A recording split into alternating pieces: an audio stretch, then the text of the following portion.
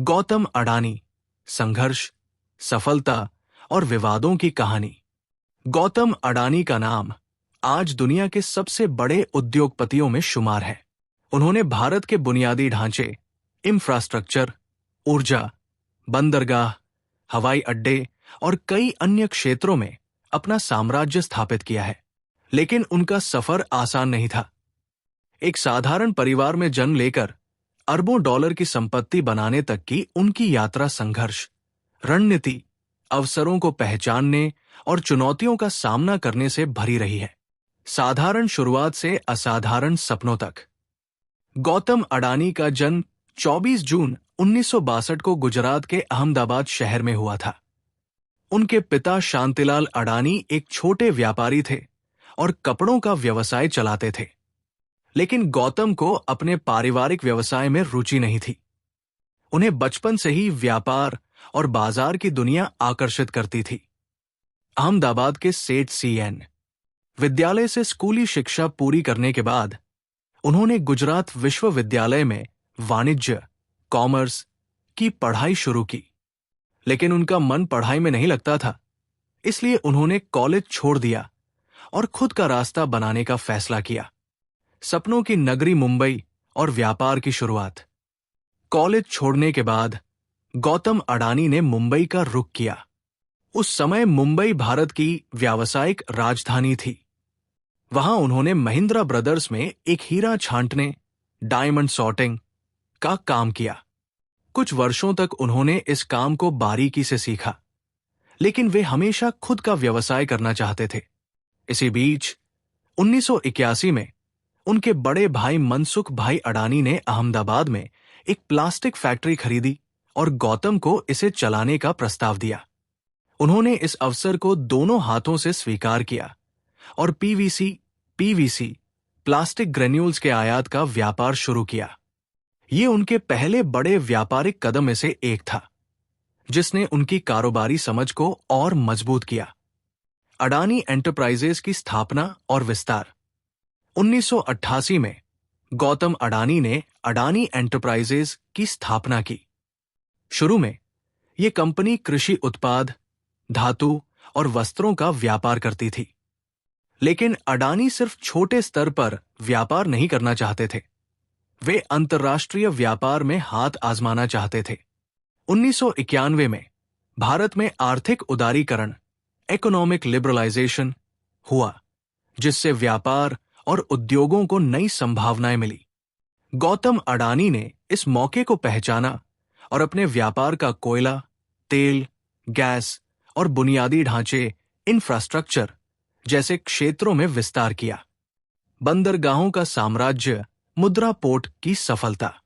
गौतम अडानी की सबसे बड़ी व्यावसायिक उपलब्धियों में से एक मुद्रा पोर्ट का विकास था।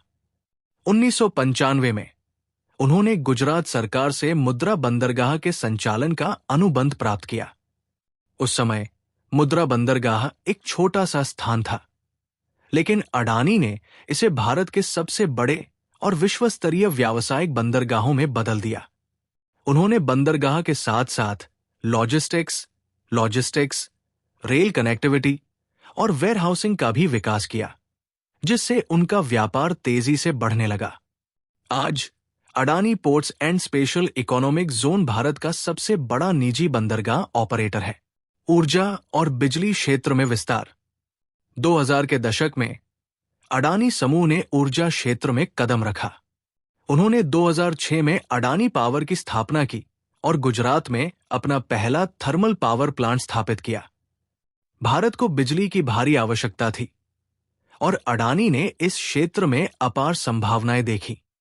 इसके बाद अडानी समूह ने कोयला खनन, कोल माइनिंग, बिजली उत्पादन, पावर जनरेशन और वितरण, पावर डिस्ट्रीब्यूशन में निवेश किया।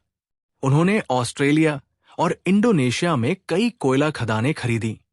ऑस्ट्रेलिया में उनकी कार्माइकल कोयला खदान परियोजना पर्यावरणीय विवादों के कारण सुर्खियों में रही, लेकिन अडानी ने हर चुनौती का सामना किया और इस परियोजना को आगे बढ़ाया। इसके अलावा अडानी ग्रीन एनर्जी ने नवीकरणीय ऊर्जा, रिन्यूएबल एनर्जी में भी निवेश किया, जिससे भारत में सौर ऊर्जा, सोलर एनर्जी और पवन ऊर्जा वाइंड एनर्जी को बढ़ावा मिला। हवाई अड्डों से लेकर डेटा सेंटर तक 2019 में अडानी समूह ने भारतीय विमानपत्तन प्राधिकरण एआई से 6 प्रमुख हवाई अड्डों के संचालन का अनुबंध जीता। इससे वे भारत में हवाई अड्डों एयरपोर्ट्स के सबसे बड़े निजी ऑपरेटर बन गए। इसके बाद उन्होंने डिजिटल इंफ्रास्ट्रक्चर की ओर भी कदम बढ़ाया और डेटा सेंटर, टेलीकॉम और क्लाउड कंप्यूटिंग में निवेश किया। विवादों और चुनौतियों का सामना। गौतम अडानी की सफलता के साथ साथ उन पर कई विवाद और आरोप भी लगे। 2023 में अमेरिकी रिसर्च फर्म हिंडनबर्ग ने अडानी समूह पर शेयर हेरफेर, स्टॉक मैनिपुलेशन और वित्तीय धोखाधड़ी फाइनेंशियल फ्रॉड का आरोप लगाया। इस रिपोर्ट के कारण अडानी समूह के शेयरों में भारी गिरावट आई और गौतम अडानी का नेटवर्थ $100 बिलियन से अधिक घट गया। हालांकि अडानी ने इन आरोपों को खारिज कर दिया और इसे भारत पर हमला बताया। उन्होंने वैश्विक निवेशकों से समर्थन प्राप्त किया और धीरे धीरे अपने व्यापार को फिर से स्थिर किया। भविष्य की ओर 2025 तक गौतम अडानी और उनका समूह फिर से नए उद्योगों में निवेश कर रहे हैं। उनकी प्राथमिकता अब ग्रीन हाइड्रोजन, अंतरिक्ष तकनीक, स्पेस टेक्नोलॉजी और इलेक्ट्रिक वाहन इलेक्ट्रिक व्हीकल्स जैसे भविष्य के क्षेत्रों में है। आज अडानी समूह 10 से अधिक उद्योगों में सक्रिय है और वे भारत के सबसे प्रभावशाली उद्योगपतियों में से एक बने हुए हैं। एक प्रेरणादायक यात्रा। गौतम अडानी की कहानी केवल एक व्यवसायी की सफलता नहीं, बल्कि एक दूरदर्शी रणनीतिकार की भी है। उन्होंने हर चुनौती को अवसर में बदला और अपने साहस, मेहनत और व्यावसायिक समझ के बल पर भारत के सबसे बड़े कॉरपोरेट साम्राज्यों में से एक खड़ा किया।